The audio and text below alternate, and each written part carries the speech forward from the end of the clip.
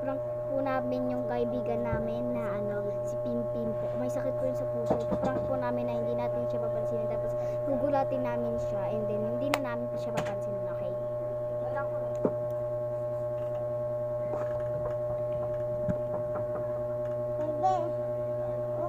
Sige, yung banana nga po. Nakalimutan ko yung dahil. Tapos yung